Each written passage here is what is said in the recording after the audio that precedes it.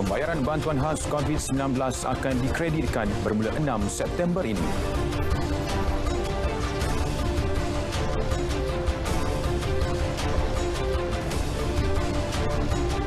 Pelaksanaan PICK di Melaka menunjukkan perkembangan positif.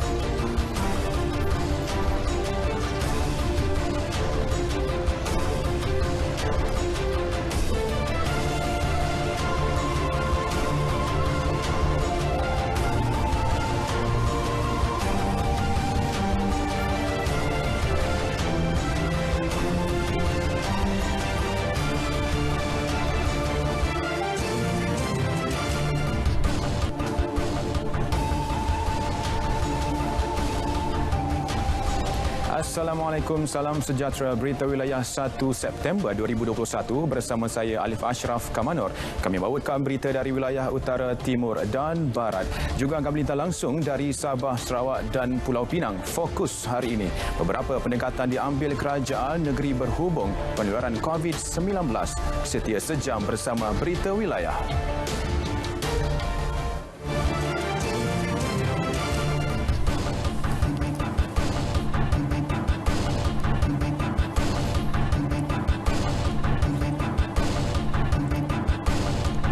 Fasa 1 pembayaran bantuan khas COVID-19 BKC akan dikreditkan bermula 6 September ini. Ia setelah Perdana Menteri Datuk Seri Ismail Sabri Yaakob mengarahkan Kementerian Kewangan untuk menyegerakan pembayaran tersebut yang sepatutnya dilaksanakan Ogos lalu. Berikutan itu juga sebanyak 3.1 bilion ringgit disalurkan kepada institusi perbankan hari ini. Pembayaran tersebut akan dilakukan secara berperingkat dan dijangka selesai 10 September ini. Seramai 10 juta penerima akan menerima manfaat daripada bantuan tersebut, terdiri daripada kategori miskin tegar B40, M40 serta golongan bujang berkelayakan. Pembayaran seterusnya akan dilaksanakan mengikut jadual yang ditetapkan.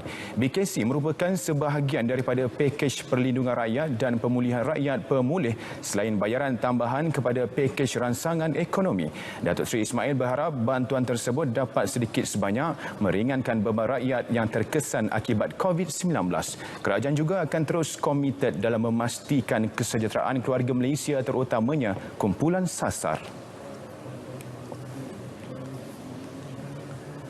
Terdahulu, saranan Perdana Menteri agar menyegerakan segala bantuan itu dibuat ketika beliau mempengerusikan mesyuarat Kabinet pertamanya. Mesyuarat Kabinet itu berlangsung menerusi sidang video disebabkan beliau sedang menjalani kuarantin kendiri. Dalam satu hantaran di laman Facebooknya, beliau memaklumkan antara perkara utama yang ditekankan dalam mesyuarat tersebut termasuklah status terkini jangkitan COVID-19 di dalam negara. Semua kementerian diminta untuk bergerak proaktif bagi mengukuhkan tindakan tahap kesihatan demi melonjakkan semula aktiviti ekonomi yang memberi manfaat utama kepada rakyat. Datuk Seri Ismail turut mengingatkan para menteri kabinet tentang pencapaian 100 hari yang perlu dicapai setiap kementerian. Justru, tindakan pantas dan bersepadu perlu dilakukan bagi membebaskan Malaysia daripada ancaman wabak penyakit, kegawatan ekonomi serta kekusutan politik. Beliau turut akan memastikan kabinetnya berasaskan keberhasilan serta terus mengutamakan kestabilan dan keselamatan keluarga Malaysia. Pelaksanaan program imunisasi COVID-19 kebangsaan PICK di Melaka menunjukkan perkembangan positif. Exco Kesihatan dan Anti Dadah Negeri Datuk Rahmat Mariman berkata, ia berdasarkan kes harian melibatkan komuniti menunjukkan penurunan selain kes-kes yang dirujuk ke unit rawatan rapi ICU juga semakin berkurang.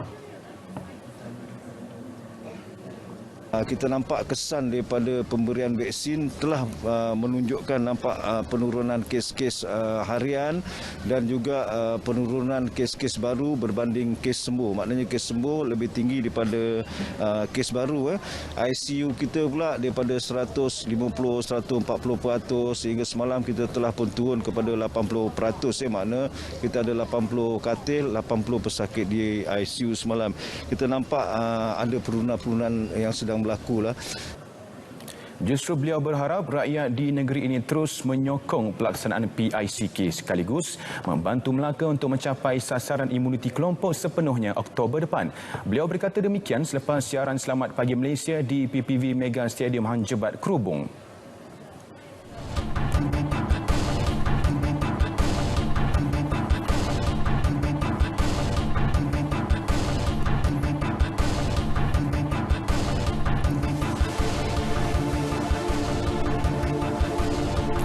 Baik, saudara, kita mulakan lintas langsung hari ini dengan perkembangan dari negeri di bawah bayu. Hospital Duchess of Kent Sandakan membuka lebih banyak wad COVID-19 bagi menampung pesakit memerlukan bantuan oksigen. Rita, boleh perincikan?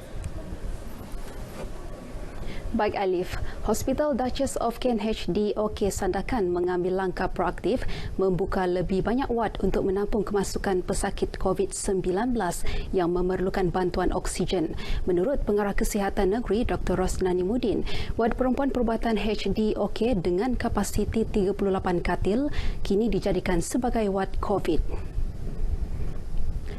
HDOK mempunyai 166 pot oksigen dan 42 tangki oksigen berkapasiti 3,000 liter dan 6,000 liter. Dr. Rosnani dalam kenyataannya menyebut bagi menampung keperluan oksigen di HDOK, 10 tangki oksigen diperoleh daripada Hospital Kinabatangan dan 20 tangki oksigen daripada Hospital Beluran. Katanya lagi, menurut data jabatan berkenaan, 80 hingga 90% pesakit yang memerlukan rawatan di ICU adalah pesakit yang belum menerima vaksin. Justru beliau menasihati masyarakat agar mendapatkan vaksin dan sentiasa menjaga prosedur operasi standard SOP bagi mengurangkan risiko jangkitan serius dan kematian akibat wabak ini. Setakat semalam, 40% penduduk dewasa di Sabah telah lengkap 2 dos vaksin dan 59.1% penduduk memperoleh sekurang-kurangnya 1 dos suntikan vaksin. Dalam perkembangan berkaitan, Sabah merekodkan 5 kes baharu varian Delta setakat 29 Ogos lalu, menjadikan jumlah kumulatif kes COVID-19 varian berkenaan kini 9. Varian Delta merupakan antara varian yang membimbangkan VOC. Berdasarkan infografik Kementerian Kesihatan, varian Delta berkenaan antara lain dikesan menerusi kluster Ocean Blue Kota Kinabalu dan kluster Linau Kumpang di Kota Blud. 2 lagi VOC lain turut direkodkan di Sabah, iaitu varian Alpha dan varian Beta. Bagaimanapun, jumlah kumulatif kes bagi kedua-dua varian berkenaan kekal 3 dan 4 kes. Ini menjadikan jumlah kumulatif kes VOC di Sabah 16 kes. Jabatan Kuasa Dakwah Daerah Sandakan mengagihkan sebanyak 52 bantuan bakul hijrah kepada golongan memerlukan dan terkesan akibat penularan pandemik COVID-19. Pengagihan dilaksana secara pandu lalu di perkarangan Masjid Daerah Sandakan dengan pematuhan prosedur operasi standard SOP yang ketat. Sumbangan disampaikan penceramah dakwah Jabatan Hal Ehwal Agama Islam Negeri Sabah Jahin Sandakan Zainon Abdul Rahman kepada penerima terdiri anak yatim, miskin dan mu'alaf. Bantuan bakul hijrah ini merupakan program pertama pengisian sambutan Ma'al Hijrah peringkat daerah Sandakan. Kita mengharapkan dengan adanya bantuan yang sedikit sebanyak yang berupa keperluan makanan harian ini dapatlah meringankan beban atau dapatlah memenuhi keperluan golongan yang terkesan dengan keadaan sekarang ini. Saya wakil daripada Mu'alaf. Berterima kasih sebab Anjung Pendidikan Asnaf ni dorang bagi bekalan makanan begini, sekurang-kurangnya dapat membantu kami lah yang sekarang terkesan dengan pandemik COVID-19. Terima kasih kepada Anjung Pendidikan Asnaf Daerah Sandakan atas bantuan yang dia bagi pada kami. Dan kami ucapkan ribuan terima kasih atas bantuan tersebut. Kiranya ini satu macam rezeki yang boleh meringankan beban buat masa inilah. Alhamdulillah diucapkan kepada pemberi, penganjur di sini di masjid, penyelia semua. Terima kasih banyak-banyak. Dan semoga dimurahkan rezeki dan semoga kita semua dihindari dari penyakit wabak COVID-19.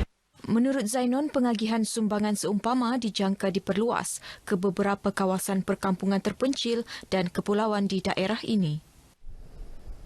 Komitmen orang awam yang membantu mencukupkan bekalan darah ketika negara masih berhadapan pandemik COVID-19 adalah sangat dihargai. Ini kerana terdapat pesakit seperti pengidap thalassemia yang memerlukan bekalan berkenaan secara berkala. Presiden Persatuan Thalassemia Sabah, Francis Mujib memberitahu Sabah ketika ini mempunyai 1,814 pesakit thalassemia berdaftar. Kota Marudu mencatat jumlah pesakit tertinggi diikuti Ranau, Keningau, Pitas dan Sandakan. Sabah adalah merupakan yang tertinggi di Malaysia. Jadi mereka ini memerlukan darah setiap bulan untuk kelangsungan hidup mereka. Jadi itu sebabnya saya sangat berterima kasih dan saya mengharapkan di sini juga kalau dapat kita mengadakan dalam 3 bulan sekali untuk kita buat. Beliau ditemui RTM dalam program kempen Derma Darah sempena Bulan Kebangsaan di Sekolah Kebangsaan Telupit, anjuran bersama Kementerian Belia dan Sukan, Persatuan Thalassemia Sabah dan Majlis Belia. Turut hadir dalam program ini anggota Dewan Undangan Negeri Adun Telupit, Johnny Bonje Kurum dan Presiden Majlis Belia Daerah Telupit, Emmanuel Atin. Walaupun ada kekangan SOP yang ketat, tetapi MKN, terima kasih juga pada MKN Sandakan kerana memberi kami kebenaran untuk mengadakan kempen menderma darah. Jadi terima kasih kepada semua warga Telupit. Bukan saja Telupit, saya dipahamkan daripada Beluran, Tongot dan daerah-daerah lain juga datang untuk menderma darah pada pagi inilah. Kita tahu pada masa sekarang program-program secara fizikal ataupun yang dapat dilaksanakan secara berkumpul itu memang amat sukar, tapi namun dengan nilai kesukarelawan ini kita harus terapkan dalam diri setiap para belia, bukan saja di daerah Telupit tapi secara amnya negeri Sabah. Kempen Derma Darah selama 2 hari ini menyasarkan kutipan 200 pen darah. Sementara itu, aktiviti Derma Darah turut diadakan di Pasar Malam Keningau bersempena sambutan Bulan Kebangsaan. Ia dianjurkan Hospital Keningau dengan kerjasama beberapa pihak lain. Timbalan Pengarah Perubatan Hospital Keningau yang juga Ketua Jabatan Unit Transfusi Darah Hospital Keningau, Dr. Ukim Antiko berharap masyarakat akan terus tampil menderma darah bagi membantu pesakit memerlukan khususnya dalam musim pandemik ini. Semasa pandemik ini jumlah darah yang ada di Hospital Keningau berkurang sebab kita punya penderma berkurang disebabkan faktor-faktor seperti perasaan takut untuk datang ke hospital kerana ada stigma lah. Sementara itu, sambutan yang diterima terhadap program ini menunjukkan pandemik COVID-19 tidak menjadi penghalang kepada masyarakat untuk menunjukkan rasa prihatin dengan menderma darah. Kami daripada Jabatan rela, walaupun sedang bertugas, tapi kami tetap datang hadir untuk memberi sokongan kepada program derma darah yang dianjurkan oleh Hospital Keningau.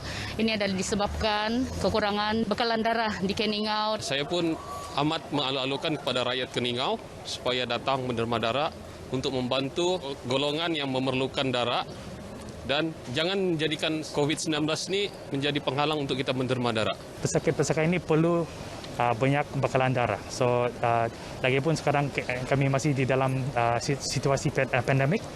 Itu bekalan darah pun semakin lama semakin kurang. So ini adalah satu cara kami daripada Lions Club boleh menolong pihak hospital. Program hari ini merupakan program derma darah daripada kolaborasi bersama Lions Club dengan juga Jabatan Sukarelawan Malaysia lah, Cawan Keningau untuk membantu tabung-tabung darah di Hospital Keningau. Baik, paparan tadi mengakhiri perkembangan dari Sabah petang ini. Patuhi SOP, dapatkan vaksinasi. Lindung diri, lindung semua. Kembali bersama Alif, silakan. Baik, terima kasih Rita.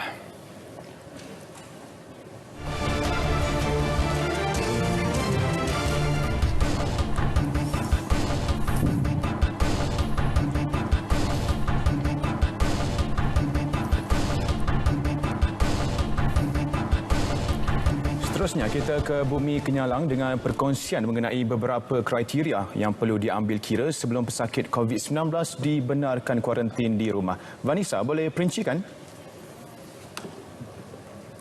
Ya Alif, beberapa kriteria perlu diambil kira sebelum seseorang pesakit COVID-19 dibenarkan kuarantin di rumah, terutama bagi mereka yang menetap di Sibu. Menurut Penyelaras Jawatankuasa Pengurusan Bencana Bahagian JPBB Sibu, Dr. Anwar Rapai, antara kriteria itu adalah pesakit tersebut hendaklah berusia tidak kurang dari 2 tahun dan tidak lebih dari 60 tahun serta tidak mempunyai sebarang komorbiditi. Itu pula kalau dihantar ke rumah, kita akan tengok kesesuaian rumah tersebut. Bolehkah dia duduk seorang, ada bilik untuk seorang? Kalau tidak ada semua kriteria ini dipenuhi, kita tidak akan benarkan dia dikuarantin di rumah. Jelasnya mereka yang tidak mahu dikuarantin di rumah juga boleh menolak sekiranya mereka mahu dikuarantin di Pusat Kuarantin dan Rawatan COVID-19 Berisiko Rendah PKRC. Beliau juga mengingatkan mana-mana pihak agar tidak mengambil kesempatan dengan kebenaran yang diberikan untuk kuarantin di rumah. Di Sarawak, 99% kes positif COVID-19 adalah pesakit kategori 1 dan 2 yang tidak memerlukan rawatan di hospital. Dr. Anwar yang juga Menteri Muda Perumahan dan Kesihatan Awam memberitahu pesakit-pesakit itu tetap dipantau setiap hari oleh petugas Kementerian Kesihatan.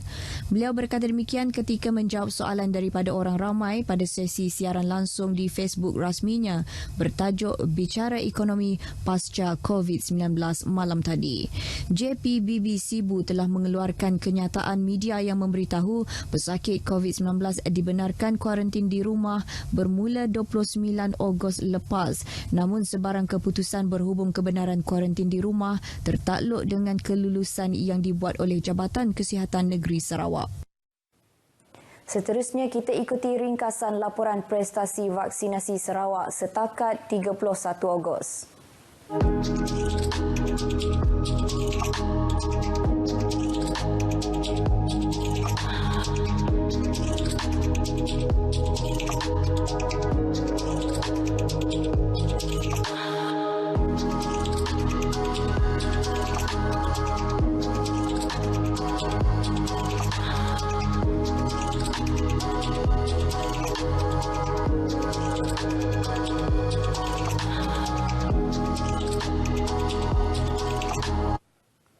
Persekutuan Persatuan Cina hari ini menyampaikan kutipan dana bagi sumbangan tabung bencana negeri Sarawak berjumlah RM474,000 kepada Ketua Menteri Datuk Patinggi Abang Johari Tun Openg di pejabatnya di Wisma Bapa Malaysia Petrajaya Kuching. Menurut Presiden Persekutuan Persatuan Cina Cawangan Kuching Semerahan Serian, Datuk Richard Wee Liang Chiat, dana tersebut diterima daripada lebih 15,000 individu dalam tempoh 5 hingga 6 minggu sahaja. This is to show that our community and the Chinese Federation of Chinese Associations gesture and respond to the government's call, particularly the CM's call. Sementara itu, timbalan Presidennya Kwek Eng Mong yang juga merangkap pengerusi penganjur bagi kutipan dana itu, sambutan daripada pelbagai pihak amat positif dan memberansangkan sekaligus menunjukkan keprihatinan masyarakat dalam membantu kerajaan negeri menghadapi situasi semasa COVID-19. Jelas beliau pihaknya mempromosikan kempen kutipan dana tersebut bermula penghujung Jun lepas melalui akhbar tempatan dan ia berjaya melebihi jumlah sasaran. Mereka berkata demikian selepas mengadakan kunjungan hormat kepada Ketua Menteri hari ini. Terdahulu, Ketua Menteri turut menerima kunjungan hormat daripada Institut Kejuruteraan Malaysia IEM Cawangan Sarawak yang diketuai pengerusinya Dato' Insinyur Janang Bungsu. Antara pengisian pertemuan itu adalah bagi memperkenalkan barisan pemimpin baharu IEM Sarawak serta memaklumkan tentang tapak pembinaan Pusat Kejuruteraan Antarabangsa yang terletak di Kota Semerahan. Sejumlah 2,800 keping baucer bantuan pakaian seragam sekolah yang diberikan oleh Yayasan Sarawak akan diagihkan ke sekolah-sekolah di daerah Sibu, Selangau dan Kanawit. Menurut Residen bahagian Sibu, Wong Yi Sieng, setiap pelajar akan menerima nilai bantuan berjumlah RM200 bagi membantu meringankan beban golongan ibu bapa, terutama mereka yang terkesan dengan pandemik COVID-19. Beliau berkata antara kriteria yang melayakkan pelajar boleh mendapat bantuan itu ialah pelajar miskin dan ketua isi rumah berdaftar dengan e-kasih, murid berkeperluan khas dan terbuka kepada sekolah rendah dan menengah sahaja. Wong juga berharap kesemua 24 pembekal yang terlibat dalam inisiatif ini supaya membekalkan kuantiti dan kualiti pakaian seragam yang setimpal dengan nilai baucer bantuan tersebut. Kedai tidak seharusnya mengaut keuntungan yang tidak munasabah melalui program ini.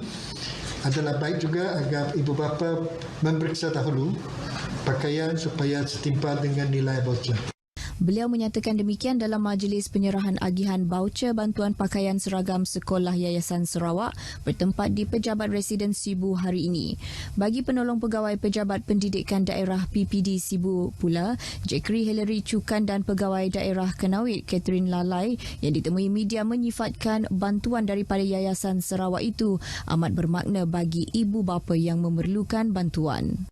Baik sekali di mana pihak Yayasan Sarawak dapat menghulurkan bantuan kepada ibu bapa yang saya rasa amat-amat terkesan oleh pandemik COVID-19 ketika ini. Jumlah voucher yang diterima oleh Kenawit hari ini ialah berjumlah 500 voucher yang akan diagihkan kepada semua pelajar yang dalam kategori yang ditetapkan.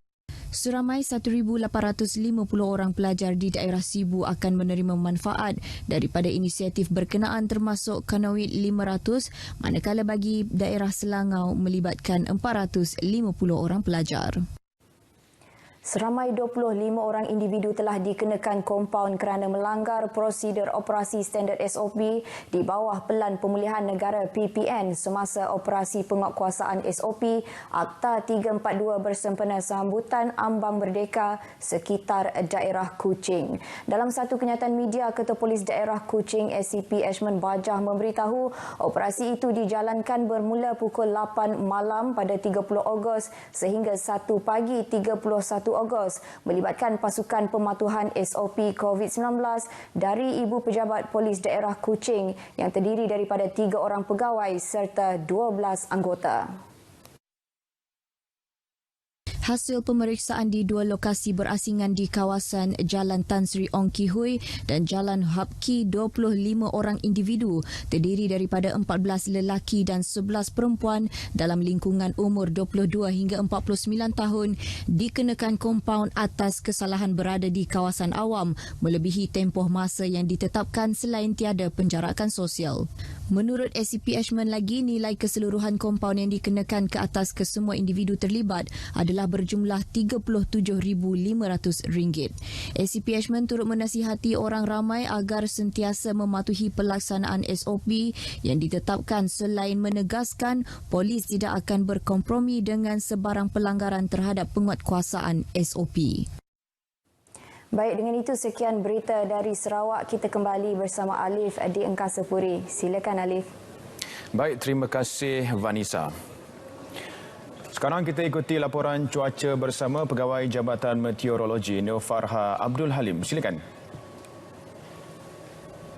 Baik, Assalamualaikum dan selamat petang kepada semua penonton. Kembali bersama saya Farah Halim dari Met Malaysia untuk melihat perkembangan cuaca pada petang ini pula.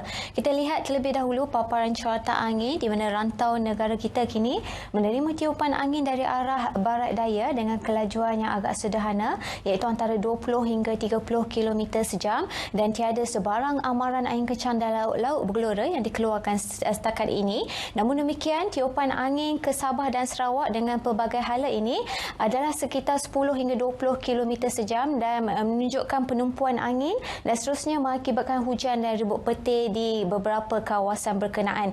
Ini jelas diperhatikan melalui paparan imej gema radar semasa yang menunjukkan tinjauan terkini hujan dan rebut petir yang sedang berlaku di 1-2 tempat melibatkan negeri Kedah, Perak, pedalaman negeri Kelantan, Terengganu dan juga pedalaman negeri Pahang dijangkakan akan berlanjutan sehingga ke awal malam nanti. Manakala keadaan cuaca lembap lebih meliputi di Sabah dan juga Sarawak iaitu di hampir keseluruhan tempat melibatkan Sabah termasuklah wilayah Persekutuan Labuan dan juga di bahagian barat Sarawak yang diramalkan akan mula reda sehingga ke lewat malam nanti. Dijangkakan keadaan cuaca lembap ini masih lagi berterusan untuk satu tempoh yang sekitar 1 hingga 2 hari dari sekarang. Seterusnya kita perhatikan kepada paparan ramalan hujan menjelang malam nanti menunjukkan model numerical di jabatan kami yang menunjukkan keadaan cuaca lembap masih lagi berpotensi berlaku, terutamanya di kawasan perairan negara iaitu di perairan Kondor dan juga perairan Bungguran serta di bahagian perairan Sarawak, barat Sabah dan juga di hampir keseluruhan tempat melibatkan utara negeri Sarawak yang dijangkakan akan berlanjutan sehingga ke tengah malam nanti. Manakala ribut peti di 1-2 tempat masih lagi dijangkakan berpotensi berlaku melibatkan pedalaman negeri Kelantan, Terengganu dan juga Pahang. Kami menjangkakan keadaan ini akan berterusan sehingga ke awal pagi esok. Sekian saja informasi cuaca untuk kali ini. Sebarang maklumat terkini berkenaan dengan cuaca dan juga gempa bumi seluruh negara, sila layari laman sesawang kami di www.met.gov.my, Facebook, Twitter dan juga Instagram serta YouTube rasmi Met Malaysia. Saya Farah Halim. Assalamualaikum.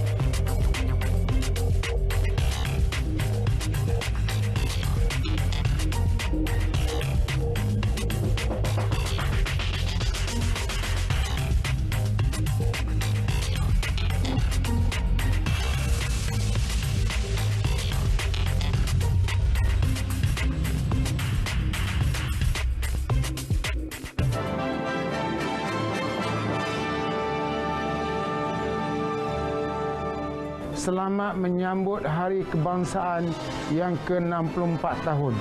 Marilah kita bersama-sama menghayati erti kemerdekaan ini dengan penuh semangat dan keyakinan. Dikala negara sedang berhadapan dengan pandemik COVID-19, semangat juang kita masih diteruskan dengan melengkapkan imunisasi kelompok keluarga Malaysia. Kita pasti menang bersama.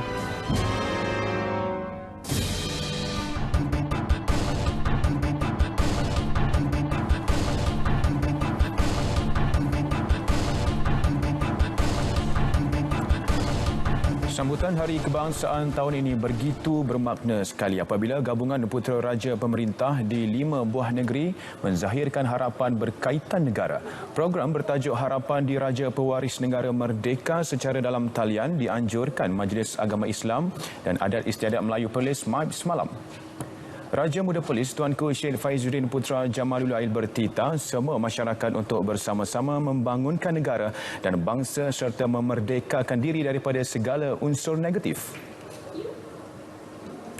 Negara kita memerlukan rakyat yang bermentaliti kelas pertama dalam tindakan, mengamalkan cara hidup selamat, sihat, penyayang, berilmu, rajin serta berdisiplin. Raja Muda Selangor Tengku Amir Shah Ibni Sultan Sharafuddin Idris Shah Al-Haj menyeru semua rakyat agar dapat bersatu hati mengekalkan perpaduan dan meraihkan perbezaan kaum sekaligus mengekalkan keharmonian. Yang di-Pertuan Muda Terengganu Tengku Muhammad Ismail Ibni Al-Watiku Billah Sultan Mizan Zainal Abidin pula bertitah agar semua bersatu padu dalam menangani pandemik. Tengku Mahkota Kelantan Dr. Tengku Muhammad Faiz Petra Ibni Almarhum Sultan Ismail Petra bertitah walaupun sambutan Hari Kebangsaan pada tahun ini berbeza, namun bukanlah penghalang untuk menghayati detik-detik pengorbanan Raja-Raja Melayu, pemimpin serta rakyat terdahulu yang berjuang demi mencapai kemerdekaan. Manakala Tunku Besar Seri Menanti Tunku Ali Redauddin Ibni Tuanku Muhriz menyampaikan harapan baginda dengan menyeru untuk merenung kembali 5 prinsip rukun negara kerana ia adalah asas pembentukan tanah air yang menyatukan semua.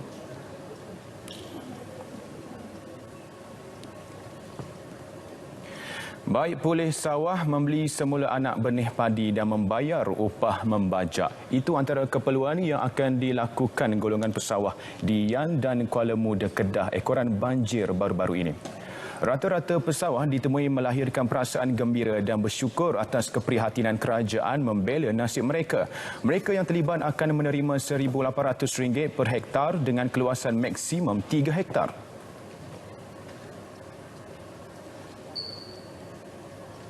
Saya rasa amat sedih lah dengan keadaan yang menimpa saya ni. Kerana tanaman saya menjadi rosak lah, pendapatan menjadi kekurangan lah. Berapa long? Saya kawasan ni yang benar yang terlibat sebanyak 2 rolong saja. 2 rolong. Untuk ni kalau saya dapat bantuan ni, saya untuk gunakan untuk Baik, sekarang kita ikuti sidang media Menteri Kesihatan Khairi Jamaluddin.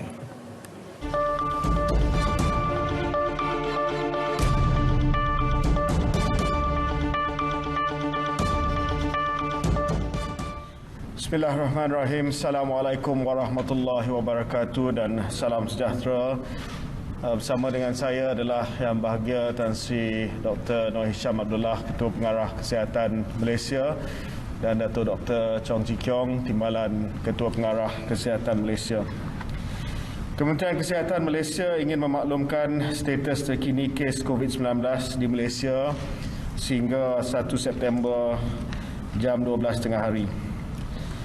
Setakat ini kes yang sembuh adalah 21,073 kes. Kes baru yang ingin kita laporkan pada hari ini adalah 18,762.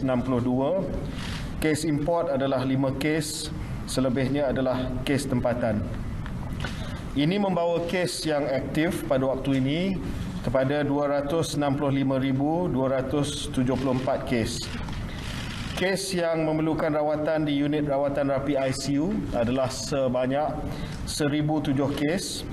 Kes yang memerlukan bantuan pernafasan 464 kes. Kes kematian yang dilaporkan pada hari ini adalah 278, di mana 65 daripada jumlah tersebut adalah kes BID ataupun brought in death. Pada waktu ini jumlah kluster adalah 4,773, di mana kluster yang aktif adalah 1,494, kluster yang baru adalah 42 kluster. Perincian jumlah dan purata kes mengikut negeri, kes-kes kematian, kluster baru dan nilai RT mengikut negeri adalah seperti lampiran yang kita akan kita edarkan kepada media selepas ini. Saya ingin memaklumkan bahawa berdasarkan kepada perbincangan pada hari ini, ada beberapa perkara yang ingin saya bangkitkan untuk pengetahuan orang ramai. Yang pertamanya adalah satu usaha yang segera yang memerlukan a sense of urgency untuk kita memastikan bahawa penularan COVID-19 di beberapa negeri dapat dibendung secepat mungkin. Sense of urgency ini telah pun kita melihat melalui penubuhan Greater Klang Valley Task Force yang telah dipengerusikan oleh Dato' Dr. Chong pada bulan lepas. Dan kita akan membawa fokus dan intensiti yang sama kepada beberapa negeri yang sedang berhadapan dengan penularan kes yang tinggi. Antara negeri yang akan kita memberi fokus dalam beberapa hari dan minggu yang akan datang adalah negeri Sabah, negeri Johor, negeri Kedah, negeri Pulau Pinang dan juga negeri Kelantan. Negeri-negeri tersebut bukan hanya akan menerima bekalan vaksin yang lebih, tetapi juga kita telah memulakan proses pemindahan tenaga kerja dan juga aset-aset perubatan kepada negeri-negeri tersebut daripada negeri-negeri yang tidak lagi memerlukan aset dan juga tenaga kerja berlebihan. Ini adalah usaha untuk kita memastikan bahawa kes harian dan juga bilangan penduduk Malaysia yang terpaksa dimasukkan ke hospital ataupun mengalami gejala yang serius dan teruk daripada COVID-19 dan juga kes kematian dapat kita kurangkan di negeri-negeri tersebut dan secara keseluruhannya untuk seluruh negara Malaysia. Selain daripada itu, saya telah buat ketetapan untuk meningkatkan lagi ketelusan Kementerian Kesihatan Malaysia dengan pemberian data dan maklumat tambahan kepada orang ramai. Kita akan mula keluarkan pelbagai data secara terperinci bermula minggu hadapan. Dan ini adalah granular data yang akan kita sediakan secara terbuka kepada semua untuk melihat lebih daripada data-data yang telah pun kita bekalkan selama ini. Saya ucapkan tahniah kepada pengurusan KKM sebelum ini dan juga kepada Tan Sri KP kerana banyak data sudah pun mula disenaraikan secara open source di GitHub. Tapi saya telah buat ketetapan bahawa budaya kerja KKM selepas ini lebih kepada ketelusan supaya soal kepercayaan kepada kerajaan dan respon KKM kepada pandemik ini tidak lagi ada tuduhan kerahsiaan ataupun tidak lagi ada tuduhan tembok maklumat yang tidak dapat kita perolehi daripada kerajaan. Yang ketiga, ketetapan yang telah pun kita buat adalah usaha untuk kita menerima bahawa COVID-19 ini adalah endemik. Maksudnya kita akan terima hakikat bahawa sekalipun kita berjaya insya-Allah mengawal pandemik ini dari segi kes jangkitan, dari segi kes kematian, dari segi kes kemasukan ke hospital, kita juga perlu bersedia menerima hakikat bahawa COVID-19 ini akan menjadi endemik dan kita hidup bersama dengan virus ini. Ini adalah konsisten dengan pendekatan negara-negara lain di mana kebanyakan negara sekarang ini sudah pun beralih daripada total containment kepada fasa endemik di mana satu norma baru diperkenalkan untuk kita hidup secara sehat dan selamat walaupun virus ini masih lagi berada di kalangan kita. Dengan adanya vaksinasi, usaha untuk mengadakan perubahan tingkah laku ataupun behavioral change dan usaha untuk mengamalkan SOP berterusan, kita boleh masuk fasa baru iaitu fasa endemik COVID-19. Langkah ini akan membolehkan pelbagai sektor dalam negara dibuka dan kehidupan kita kembali berfungsi seperti sedia kala dalam norma yang baharu. Sukacita saya umumkan bahawa kerajaan akan mengumumkan beberapa langkah untuk memudahkan SOP yang sedia ada supaya tidak terlalu banyak, tidak terlalu rumit, tidak terlalu complicated, supaya apabila kita masuk dalam fasa endemik nanti kita ada senarai SOP yang jelas, yang mudah difahami dan yang akan sama-sama dapat kita mempraktikkan. Sebagai persediaan untuk hidup bersama COVID-19 dalam fasa endemik, tindakan-tindakan berikut perlu dilakukan oleh seluruh masyarakat.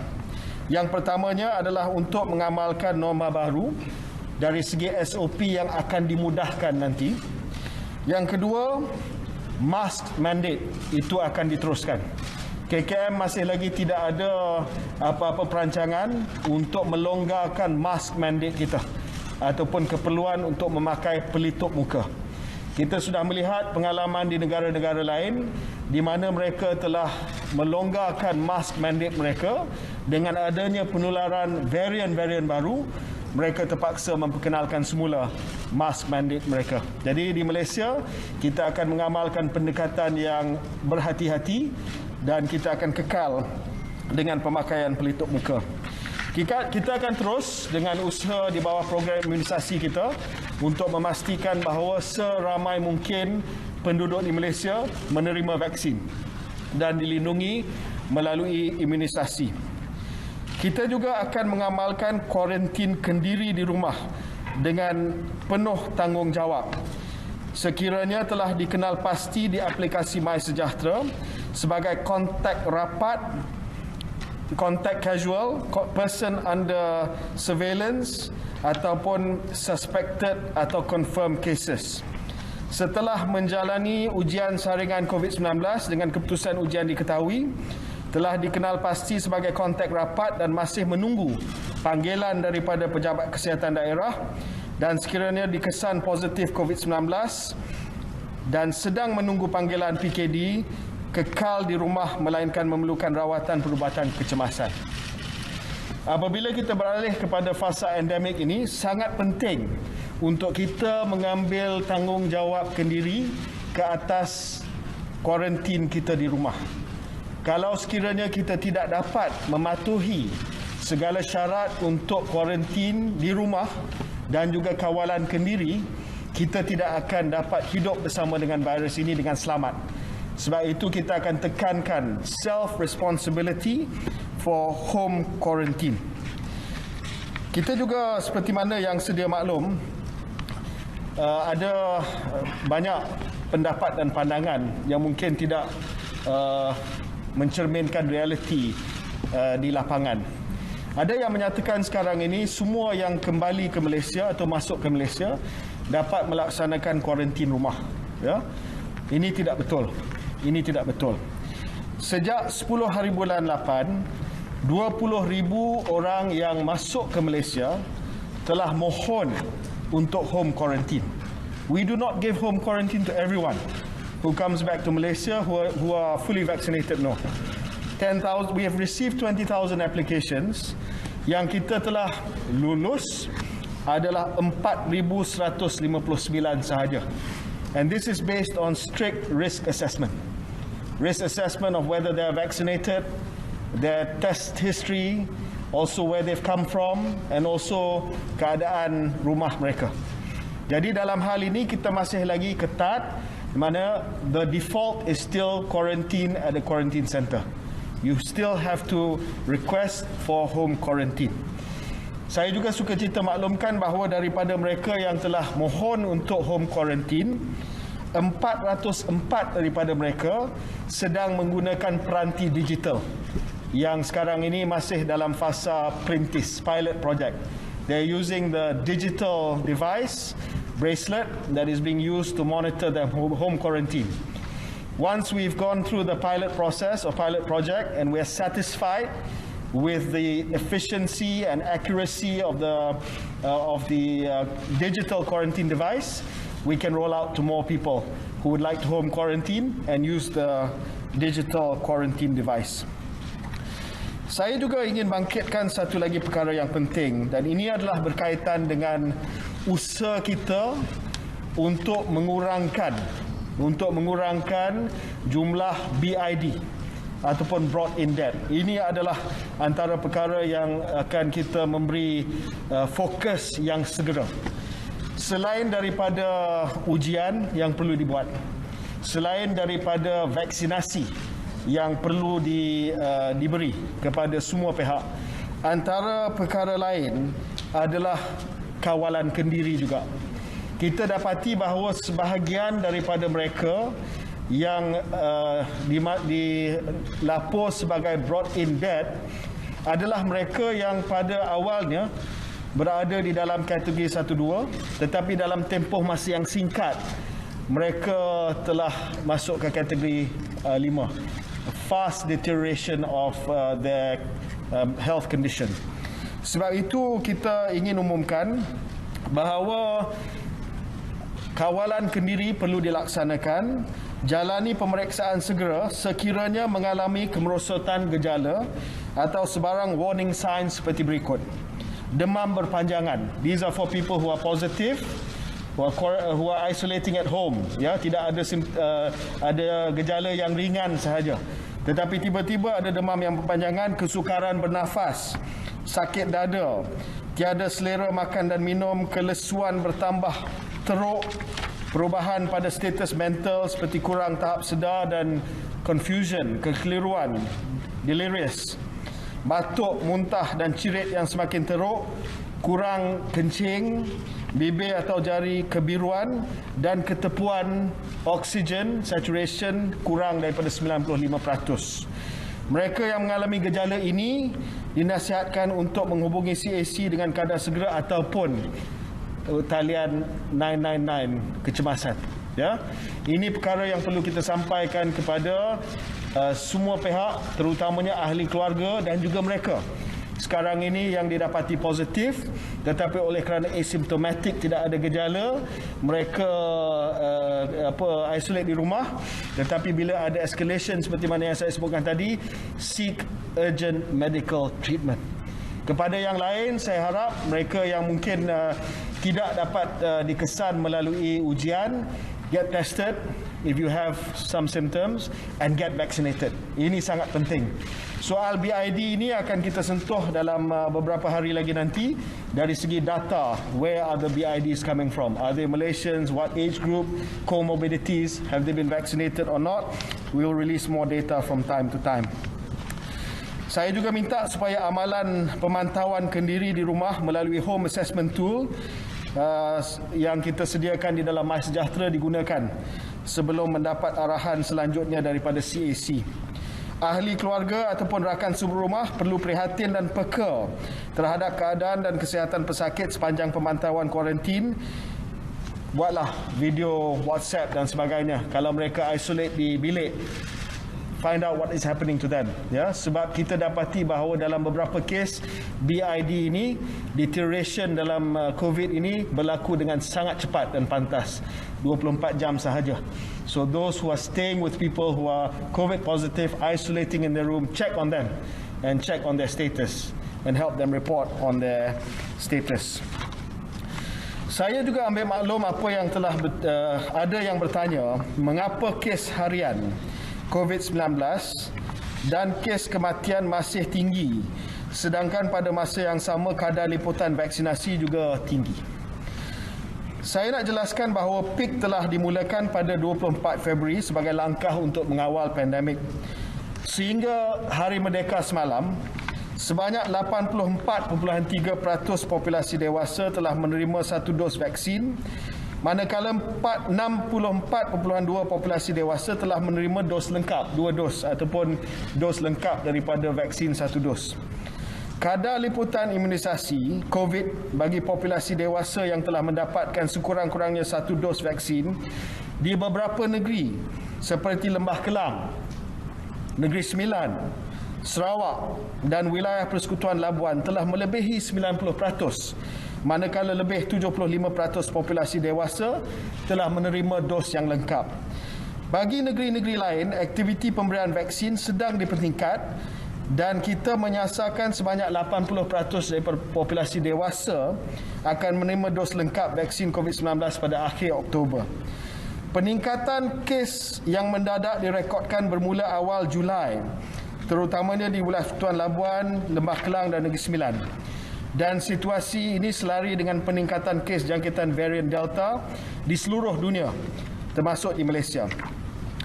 Mengambil kira situasi ketika itu, kerajaan telah membuat keputusan untuk mempertingkatkan vaksinasi di negeri-negeri tersebut bagi mengurangkan kes jangkitan teruk dan kematian akibat COVID-19.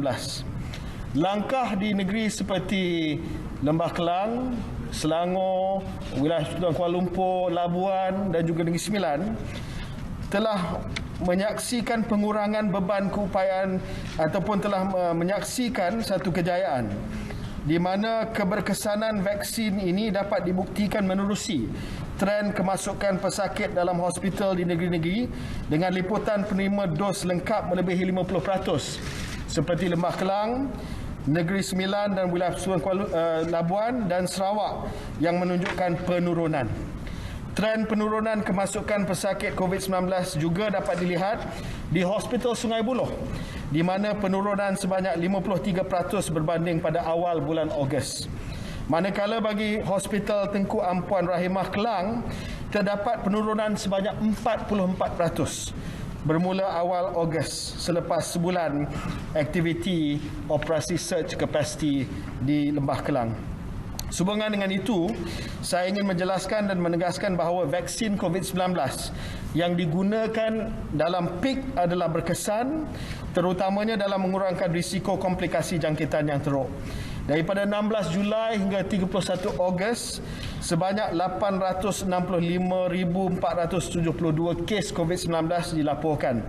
Daripada jumlah tersebut, 2.1% adalah dalam kategori klinikal 3 hingga 5, dan daripada kes tersebut sebanyak 10.4%, 1,894 sahaja mempunyai sejarah vaksinasi yang lengkap. So the vaccines are working. Even with the Delta variant, the vaccines are working. So somebody might ask me, for instance, what is happening in Sarawak. Sarawak has a high vaccination coverage, tetapi bilangannya masih lagi tinggi. Tapi mengikut data yang kita ada, 99% daripada jangkitan di Sarawak adalah kategori 1 dan 2. Masih lagi dalam keadaan terkawal dari segi kemasukan hospital dan sebagainya. Ini adalah juga seperti mana kita melihat di negara-negara maju yang lain, di mana walaupun mereka telah meliputi ataupun mencapai liputan vaksin yang tinggi, tetapi kes jangkitan harian mereka masih lagi ribuan. Contohnya di United Kingdom masih lagi 20,000, 30,000. Tetapi yang penting adalah soal kemasukan hospital, kematian, kemasukan ke unit rawatan rapi, penggunaan unit peralatan pernafasan. Itu yang perlu kita melihat. Jadi saya harap walaupun kita akan usaha, KKM akan usaha untuk menurunkan kes harian, insyaAllah, dengan vaksinasi, dengan langkah-langkah kesihatan awam yang lain. Tetapi yang lebih penting adalah untuk fasa endemik ini, kita mula melihat kepada angka kematian, kita mula melihat kepada angka kemasukan ke hospital, ke ICU, dan kita pastikan bahawa sistem kesihatan awam kita terutamanya tidak terbeban dengan gejala-gejala yang teruk daripada akibat COVID-19. Saya juga ingin memaklumkan tentang AEFI, ya. Sebelum saya buka kepada soalan, saya ingin memaklumkan bahawa kita telah pun melaksanakan pemantauan yang rapi terhadap kes-kes AEFI ataupun Adverse Event Following Immunization untuk memastikan bahawa vaksin yang kita bagi ini adalah selamat dan tidak mengundang kemudaratan dari segi kesan sampingan yang serius. Saya ingin maklumkan bahawa from the start of the vaccine rollout sehinggalah 30 hari bulan Ogos, sebanyak 34.46 juta vaksin dos telah pun diberi dan kita telah terima respons dalam MySejahtera, laporan kendiri, ya. 20.7 response for every 1,000 doses. It's quite high to give us some indication of the AEFIs. Jadi melalui sistem pelaporan AEFI ini, the rate of overall reporting received is 0.53 per 1,000 doses. 0.53 adverse events following immunization per 1,000 doses. Tapi saya ingin juga maklumkan bahawa daripada jumlah ini 0.04 daripada 1,000 dos dilaporkan sebagai serious AEFI. Only 0.04 from 1,000 doses have been reported as serious AEFIs. And a majority of these serious cases have only required a short period of hospitalization or observation and treatment. Sehingga hari ini saya ingin menegaskan bahawa tidak ada satu pun kes kematian yang telah menunjukkan causal link ataupun kaitan langsung dengan vaksinasi. Tetapi untuk melegakan hati rakyat kita, saya dah bincang dengan Tan Sri KP, we will release a huge amount of data on AEFIs by next week so that you can see exactly what kind of AEFIs, sama ada headache, fever dan sebagainya, and also thromboembolic events. Ya, jadi kita akan release as part of my commitment to provide more transparency to you by next week on the AEFI numbers. Saya buka kepada soalan.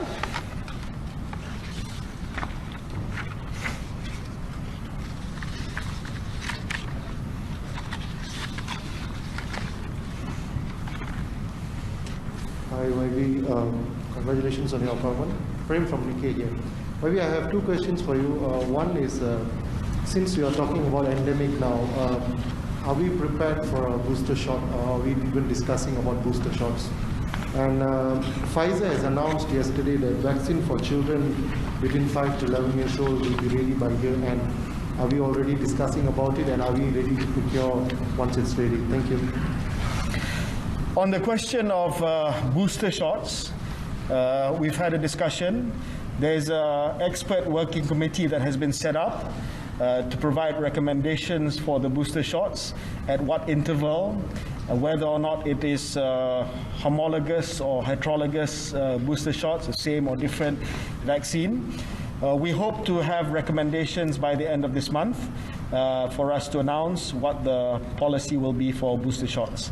For now, we are quite satisfied that we just proceed with the existing PIC.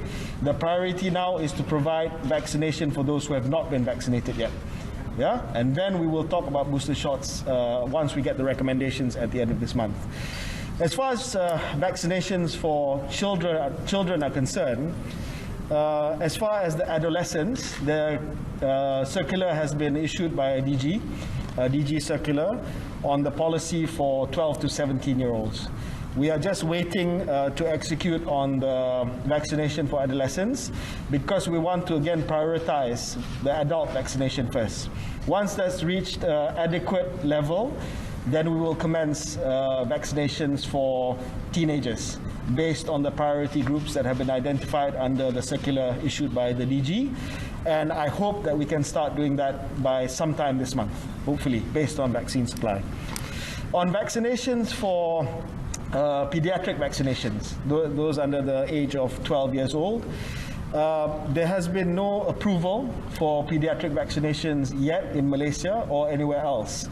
They're still under review by the regulatory agencies, some other FDA, MHRA, or even here in Malaysia.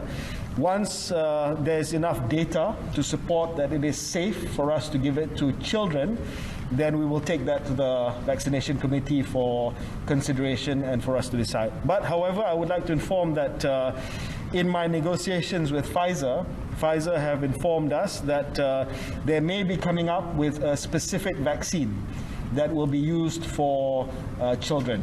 And this vaccine will have different dosage levels than the present vaccine given to adults and adolescents. So we are still in negotiations with Pfizer, trying to get the requisite clinical data from Pfizer to see that the vaccine is safe and to see that the vaccine is efficacious. For now, we have not yet decided to go ahead with vaccines for children. I want to give some reassurance to parents that in lieu of the fact that we cannot give vaccinations to those who are under 12, we are doing our best to make sure that teachers are vaccinated.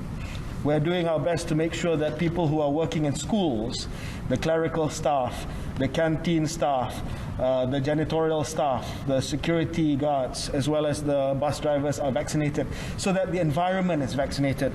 Sukacita saya maklumkan bahawa mengikut angka yang terkini, daripada jumlah guru seramai 412,000 yang ada di Malaysia, 96.5% telah menerima sekurang-kurangnya satu dos.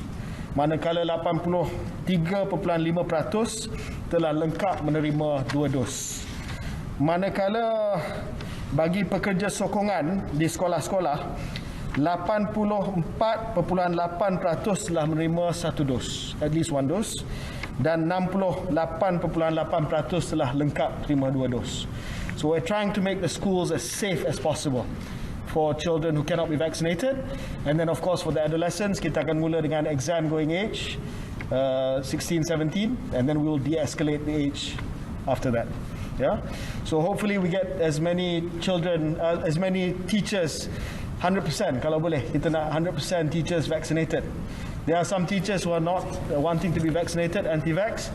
Saya akan minta mereka jumpa dengan Gubernur Kota Johor.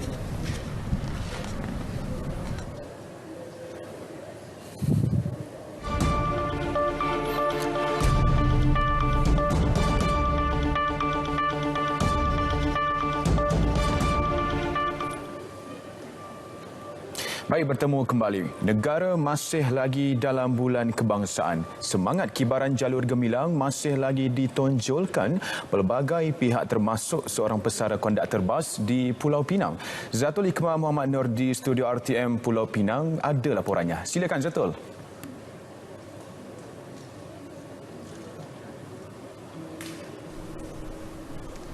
Ya, benar. Di Kampung 20 Penaga Kepala Batas, seorang pesara konduktor bas mengibarkan hampir 400 jalur gemilang di kawasan rumahnya. Lebih mengujakan, usaha dan semangat Ibrahim Yahya, 57 tahun, membuatkan orang ramai yang melalui kawasan rumahnya berhenti bagi merakamkan gambar kenangan. Ibrahim memaklumkan lebih RM300 dibelanjakan untuk membeli bendera walaupun kini negara sedang dilanda pandemik. Reaksi penduduk dan jiran-jiran yang ada di sekeliling ini memberi sokongan kepada pakcik dan mengibarkan bendera jalur gemilang, dan ada yang mengambil gambar, ada yang bunyi hon dan juga menjerit merdeka, merdeka, merdeka untuk menaikkan semangat pakcik di bulan kemerdekaan ini. Semangat patriotik itu telah bermula sejak 10 tahun lalu. Dengan pelbagai saiz bendera Malaysia dan Pulau Pinang, Ibrahim akan mengekalkan kibarannya sehingga Hari Malaysia 16 September ini. Sementara itu, selaras dengan tema Hari Kebangsaan, Malaysia Prihatin, Jabatan Penerangan Japan Pulau Pinang menonjolkan elemen keprihatinan kepada rakyat negeri ini menerusi program Merdeka at Community Japan. Pengarahnya Dr. Hanif Hassan berkata, selain mengedarkan lebih 3,000 bendera kepada orang awam, pihaknya juga turut menyumbangkan barangan dapur kepada golongan memerlukan. Untuk itu, 300 kotak berisi barangan keperluan diagihkan. Sumbangan diberikan sepanjang bulan kemerdekaan menerusi program Merdeka at Community yang bermula 7 Ogos lepas. Prihatin ini dalam konteks program Merdeka at Community itu, kita menunjukkan elemen keprihatinan kita kepada rakyat dan penduduk di kawasan Pulau Pinang. Mereka yang terkesan akibat pandemik COVID-19 ni, mungkin kehabisan dari segi peluang pekerjaan tertutup dan sebagainya, mungkin masalah untuk mendapat peluang makanan dan sebagainya. Beliau ditemui selepas menghadiri program Merdeka at Community Parlimen Padik Pulau di Pusat Khidmat Setempat Nelayan di Gertak Sanggol. Pada program itu, Japan Negeri dengan beberapa agensi lain turut mengedarkan jalur gemilang kepada nelayan dan penduduk. Program berkenaan turut dimeriahkan dengan konvoi Kembara Merdeka Jalur Gemilang 2021. Hospital Pulau Pinang HPP menerima sumbangan sebuah kontena sejuk beku beserta 2 buah katil ICU bernilai lebih RM100,000 daripada badan bukan kerajaan NGO One Hope Charity and Welfare. Kontena bersaiz 40 kaki itu mampu memuatkan kira-kira 48 hingga 50 mayat pesakit COVID-19 dalam satu-satu masa. Ketua Jabatan Perubatan Forensik HPP, Datuk Dr. Zahrino berkata, sumbangan tersebut dapat membantu meningkatkan kesiapsiagaan HPP dalam menerima sebarang peningkatan kes kematian pesakit COVID-19. Dengan adanya ini dan juga di Hospital Kepala Batas, kita ada sekarang di Pelangi kita ada 2 pusat, iaitu untuk menyimpan jenazah ni dan banyak sebuah. Kita ada kapasiti lebih kurang 200 bodies, 200 mayat dalam satu waktu. Tapi 200 kapasiti kita 200 sekarang. 200 tu kira lebih daripada cukup. Ini saja di Suan maksimum kapasiti 48 ya. Kalau kita nak push sikit tambah sikit 50 can go. No problem. Jelasnya kemampuan untuk menampung kapasiti 200 mayat pesakit pada satu-satu masa sudah cukup memadai kerana kes kematian di negeri ini masih terkawal. Sementara itu, pengerusi One Hope Charity and Welfare, Datuk Chua Sui Hau berkata, pihaknya menyediakan kontena sejuk beku berdasarkan piawaian yang telah ditetapkan pihak hospital. Sumbangan disampaikan di pekarangan Jabatan Perubatan Forensik HPP baru-baru ini. Paparan itu mengakhiri sumbangan berita dari Pulau Pinang. Salam merdeka buat semua rakyat Malaysia. Baik, terima kasih Zatul.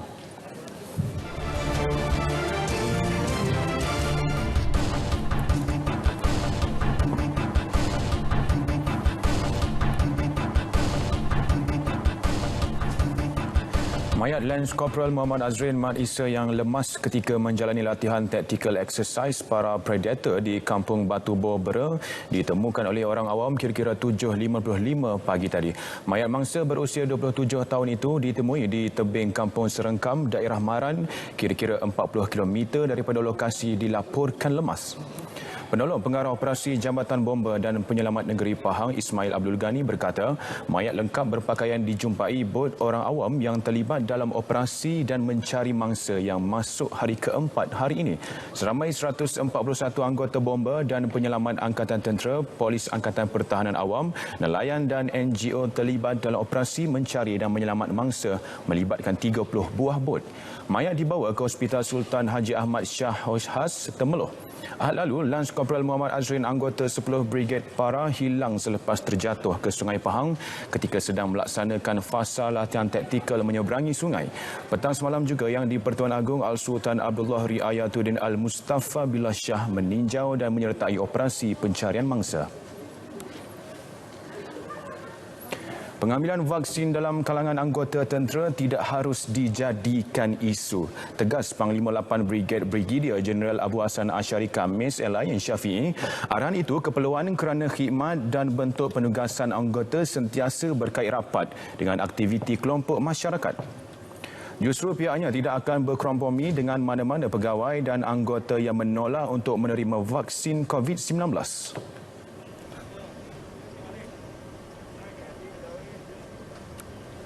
Sebenarnya tak ada isu. Mana kalau dia gagal ataupun dia menolak tu, mana dia tidak mematuhi arahan pihak atasan. Kita dah ada peraturan dia. Sebagai anggota tentera kita wajib mematuhi peraturan tu. Kalau mana dia tak boleh nak patuh arahan tu, mana dia sebenarnya dia boleh mohon untuk berhentilah daripada diberhentikan. Itu saja. Beliau ditemui media selepas mengagihkan kotak makanan dan jalur gemilang kepada veteran ATM secara pandu lalu di Kota Baru. RM373,000 telah dibayar Pertubuhan Keselamatan Sosial Perkeso Terengganu kepada 944 pencarum terjejas akibat jangkitan COVID-19 setakat bulan lalu. Menurut pengarahnya Fariha Cik Husin, pencarum yang dijangkiti COVID-19 ketika bekerja layak menerima manfaat. Waris kepada pencarum yang meninggal dunia akibat COVID-19 juga layak menerima faedah pengurusan mayat dan pencen penakat sekiranya caruman memenuhi syarat. Tambahnya, manfaat ditawarkan Perkeso turut terpakai kepada pekerja di bawah sektor tidak formal Skim Keselamatan Sosial Pekerjaan Sendiri SKSPS. Sementara itu, seramai 2,300 imam dan bilal serta 1,259 guru pasti di Terengganu telah dicarum di bawah Skim Perlindungan Pekerjaan Sendiri. Bersempena sambutan Hari Kebangsaan 2021, Jabatan Penyiaran Negeri Pahang, Pahang FM, menganjurkan program Pahang FM Prihatin. Simbolik dengan kemerdekaan negara ke-64, aktiviti melibatkan kayuhan basikal sejauh 20 km dalam tempoh 64 minit mengilingi Bandaraya Kuantan oleh petugas Pahang FM. Program serampang 3 mata itu turut disusun dengan penyerahan sumbangan kepada petugas barisan hadapan dan sahabat Pahang FM. Laporan wartawan Hazwan Azman. Selaras dengan tema sambutan tahun ini, Malaysia Prihatin, Pahang FM menganjurkan program yang memberi nilai keprihatinan terhadap negara, kesihatan dan kesejahteraan sejagat. Menurut Timbalan Pengarah Jabatan Penyiaran Negeri Pahang, Rida Suzirawati Muda, aktiviti sebegini dapat memberi kesedaran kepada masyarakat mengenai kepentingan penjagaan kesihatan ketika negara masih berdepan pandemik COVID-19. Keprihatinan kita di Pahang FM, tugas Pahang FM dan kita sendiri adalah dengan menyertai program yang macam ni. Program kata kalau kita bercuti sebenarnya cuti hari kebangsaan hari ini, semua kita rehat kat rumah tak. Tapi kita sama turut keluar padang bersama-sama untuk menanamkan semangat cintakan negara, memupukkan lagi, menyemaikan lagi semangat cintakan negara itu kepada masyarakat setempat lah, walaupun kita berada dalam keadaan pandemik ni. 5 pendengar setia Pahang FM yang kurang berkemampuan dan kini sedang menjalani kuarantin akibat jangkitan COVID-19 turut diberi sumbangan bakul makanan. Sumbangan sebagai penghargaan kepada pendengar setia yang sentiasa memberi sokongan kepada rancangan terbitan radio Pahang FM. Sementara itu, 130 petugas kesihatan di Pusat Pemberian Vaksin PPV Wisma Belia Kuantan pula diraih dengan pemberian sumbangan berupa hamper. NGO dan pihak swasta dia banyak membantulah kami dari segi material, dari segi membantu komuniti untuk mendaftar vaksin, terutamanya di bahagian-bahagian luar bandar, di bahagian-bahagian yang susah untuk line internet. So mereka banyak membantu. And then yang mana macam terlantar, diorang pun banyak membantu jugalah dari segi pengangkutan. Bagi peserta kayuhan, tidak lengkap sambutan Hari Kebangsaan dalam norma baru sekiranya elemen pengiktirafan untuk Barisan Harapan tidak diambil kira. Hari ini kita memilih kayuhan sebab kayuhan ni bukan mudah. Memang memerlukan stamina yang tinggi, perlu kuat. Oleh itu kita nak mentransformasikan kepayahan yang kita hadapi hari ini. Di manakah kepayahan yang dihadapi oleh frontliners kita? Frontliners kita pun hari-hari berdepan dengan macam-macam situasi yang getih dan genting. Kami basikal ni pun bukan nak jaga kesihatan saja, tapi setiap kayuhan kami ni buktikan kesungguhan kami menghargai pejuang-pejuang terdahulu, termasuk barisan petugas hadapan. Program Pahang FM Prihatin mendapat kerjasama Persatuan Bantuan Masyarakat Malaysia Negeri Pahang dan syarikat Adabi. Kegiatan macam Merdeka Right by Today ini amat berguna kepada masyarakat tempatan untuk menjaga kesihatan mereka. Di samping itu dapat memutuskan rangkaian pandemik COVID-19 ini. Laporan Hazwan Azman, Berita RTM.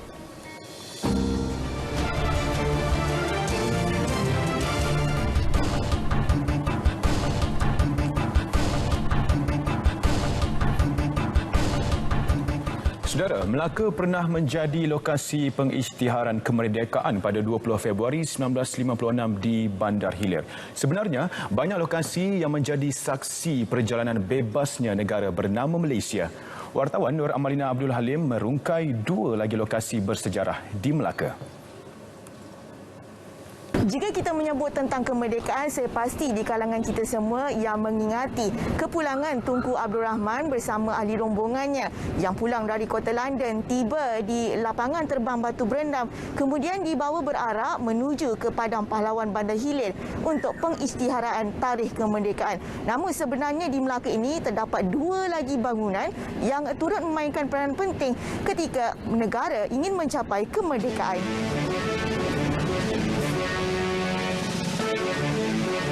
Jika disebut Dewan Mengsing, Jalan Bendahara dan Villa 6 Ho Klebang, mungkin tidak ramai tahu bahawa kedua-dua bangunan ini begitu signifikan ke arah membebaskan negara daripada belenggu penjajah. Menurut Setiausaha Kehormat Persatuan Sejarah Malaysia Cawangan Melaka, Jamil Jaamat, Tunku Abdul Rahman pada 1954 mengadakan mesyuarat tergempar di Melaka dan memilih Dewan Mengsing bagi membincangkan perihal status rundingan kemerdekaan. Tunku Abdul Rahman berkongsi kesedihannya bergelut mencari dana untuk ke London kepada orang ramai yang hadir di Dewan berkenaan. Untuk kemerdekaan tanah air nak menentang penjajah yang telah lama menjajah negara kita ni tadi, keluarkan duit. Ya maklumlah masa tu dia tak sangka benda tu berlaku apa semua. Tapi bila Tengku luahkan perasaannya tu tadi dengan sukarela, dengan penuh berkobar-kobar apa semua. Tadar yang duit tu 2-3 tempat. Kain alas meja tu tadi, ada yang tak bawa duit apa semua. Jam tangan yang orang perempuan pula dengan cara tak langsung, gelang-gelang orang perempuan kan suka pakai gelang apa semua, buka apa semua, buat apa semua. Tengku pun terperanjat. Dewan itu kini dijadikan sebagai pusat Persatuan Kebajikan Mengsing.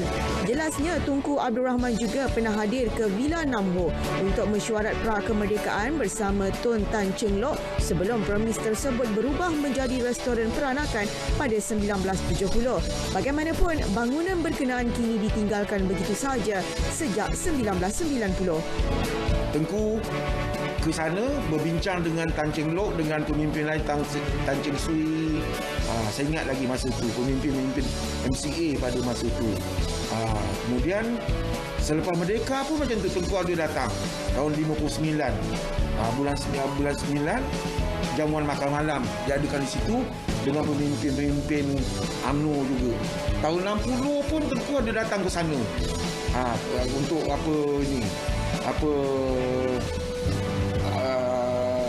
kerja-kerja berkaitan dengan parti. Justru beliau berharap bangunan-bangunan yang pernah menjadi sebahagian daripada sejarah negara diambil alih kerajaan bukan semata-mata untuk tatapan generasi akan datang tetapi menerapkan betapa pentingnya mengenali dan menghayati sejarah negara. Laporan Nur Amalina Abdul Halim, Berita RTM.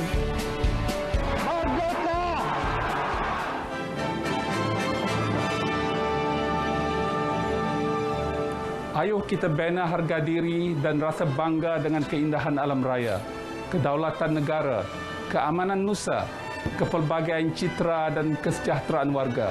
Raikan merdeka secara lestari. Selamat menyambut Hari Kebangsaan ke-64 kepada seluruh rakyat Malaysia.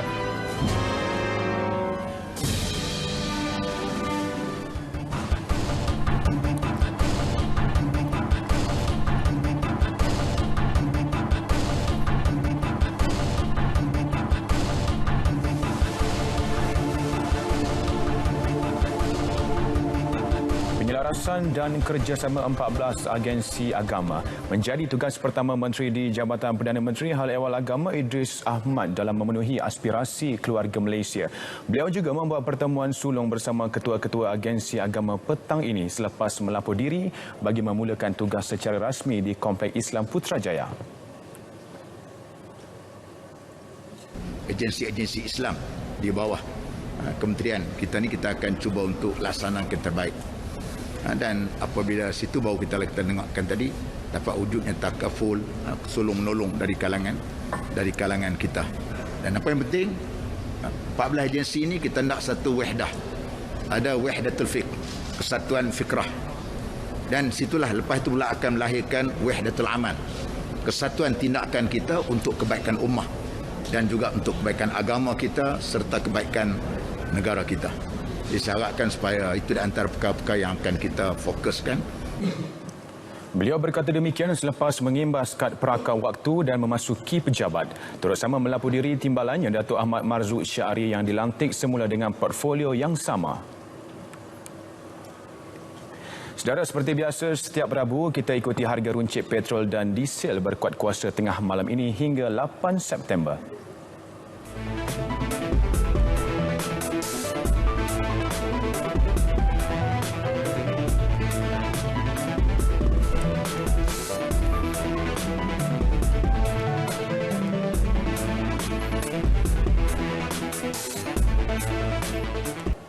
Ini berita gembira buat rakyat Malaysia. Atlet bocah negara Cheo Wei Lun menghadiahkan pingat perak buat kontijen negara menerusi acara individu campuran BC1 di Sukan Paralimpik Tokyo sebentar tadi. Ini sedikit sebanyak mengubah duka rakyat Malaysia selepas kehilangan emas dicipta Muhammad Ziyad Zulkifli. Beraksi di pusat Gimnastik Aryaki, Wei Lun tewas bertemu juara bertahan dan juga pemain ranking nombor 1 dunia David Smith dari Great Britain di pentas akhir dengan catatan mata 2-4. Wei Lun mendahului permainan pada E1 dengan mencatat 2 mata. Namun lawannya Smith bangkit mengutip 4 mata hingga E4. Terdahulu Wei Lun unggul dengan rekod tanpa kalah dalam 6 perlawanan termasuk 4 aksi di peringkat kumpulan B sejak Sabtu lalu. Kejayaan ini menjadikan kontingen negara kini mengumpul 3 pingat termasuk 1 emas dan 1 perak. Masing-masing disumbang atlet powerlifting negara Boni Buya Gastin dan John Yiki.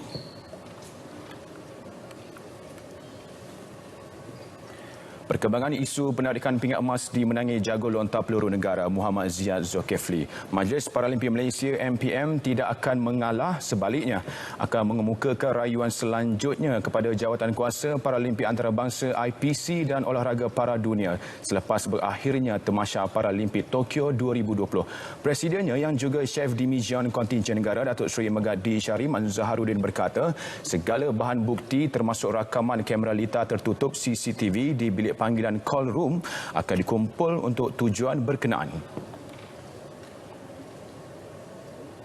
Untuk pengetahuan semua, pada mesyuarat CDM pagi tadi sebagai usaha tambahan saya sudah menerangkan situasi yang berlaku kepada Ziyad di hadapan jawatan kuasa penganjur dan ketua kontingen negara yang bertanding sebagai mempertahankan kemenangan itu. Namun pihak jawatan kuasa penganjur memaklumkan segala protes dan royan boleh dibuat secara bertulis kepada jawatan kuasa Paralimpik Antarabangsa IPC dan World Para Athletics. Jelas beliau, Ziyad juga telah dimaklumkan mengenai keputusan itu dan menerimanya dengan tabah. Beliau berkata demikian dalam sidang media CDM mengenai isu berkenaan. Dalam pada itu, Datuk Seri Megat turut berharap kerajaan mempertimbang untuk memberi ganjaran sewajarnya atas usaha dan kecemerlangan yang telah dipamerkan Ziyad di bumi Tokyo. Sementara itu, jago olahraga Muhammad Ziyad Zulkifli memohon maaf selepas terlepas peluang mempertahankan emas di Tamasya Paralimpik Tokyo malam tadi. Menerusi hantaran di Instagram, Ziyad turut merakamkan penghargaan kepada seluruh rakyat Malaysia yang terus memberi sokongan kepadanya. Atlet kebangsaan negara itu diklasifikasikan sebagai Did Not Start atau DNS selepas bantahan dari Ukraine diterima penganjur. Protes sama juga dilakukan terhadap atlet dari Australia Todd Hoggett dan Jordi Patricio Congo Villalba dari Ecuador yang turut diklasifikasikan DNS. Terdahulu, Ziyad mencuri tumpuan selepas memecah rekod dunia pada lontaran pertama dengan catatan masa 17.31 meter pada lontaran pertamanya. Beliau kemudian terus menampilkan aksi menakjubkan apabila memperbaiki rekod dunianya dalam lontaran ketiga iaitu dengan 17.94 meter, jauh mengatasi pencabar lain sebelum menerima kabar buruk berhubung keputusan kontroversi itu.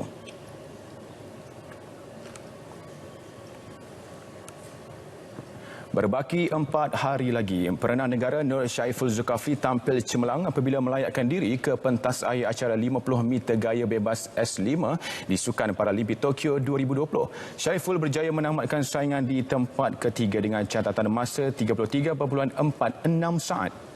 Saringan pertama itu menyaksikan dua perenang dari China, Tao Zheng yang menamatkan saingan di kedudukan pertama dengan catatan masa 31.81 saat.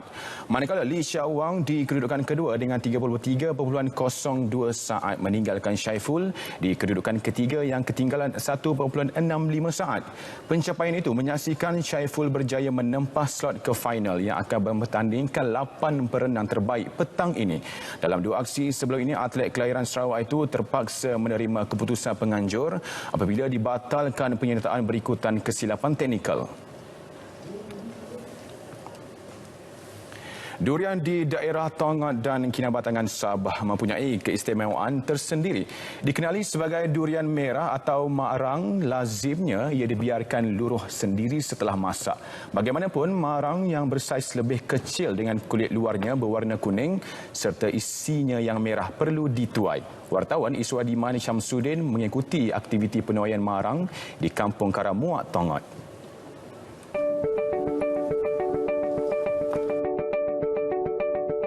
Penuaian maraang merupakan acara turun-temurun setiap kali tibanya musim buah ini. Ia menjadi budaya keluarga masyarakat suku kaum Sungai yang dilakukan secara bergotong royong. Sebab durian ini sebenarnya bukan dimiliki oleh satu orang.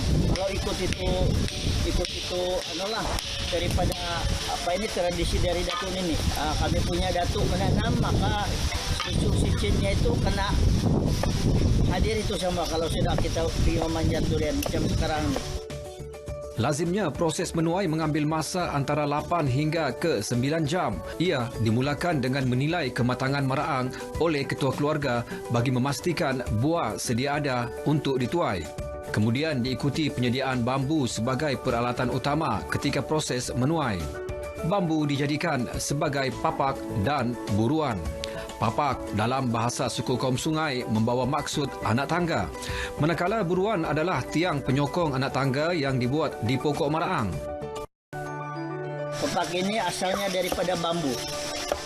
Jadi bambu ini kita pilih yang bambu keras lah, yang boleh masuk di badan kayu kalau kita kasih lentak.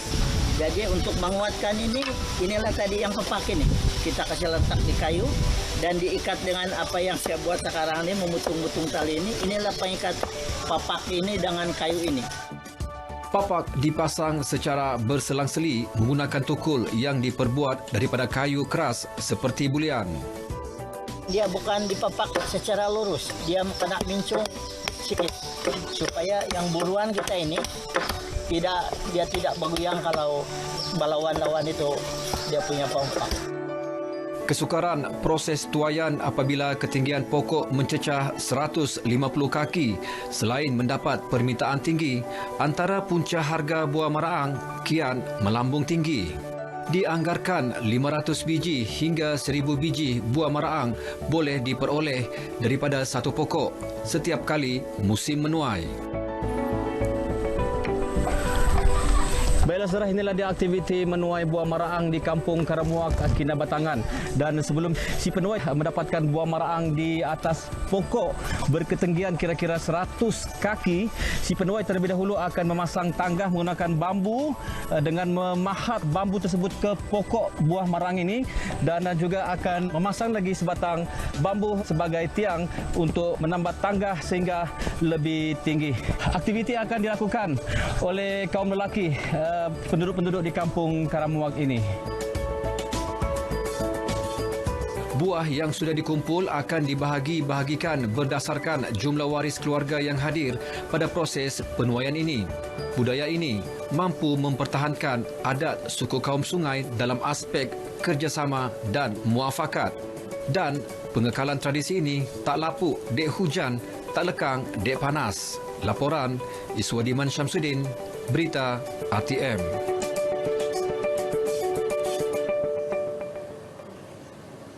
Saudara, berita wilayah 1 September berakhir di sini. Marilah kita terus berganding bahu memulihkan negara daripada pandemik COVID-19. Kita semua keluarga Malaysia terus kibarkan jalur gemilang. #MalaysiaPrihatin, #Demi Negara, #Menang Bersama. Selamat menyambat Hari Kebangsaan ke-64. Salam hormat dan salam jumpa lagi.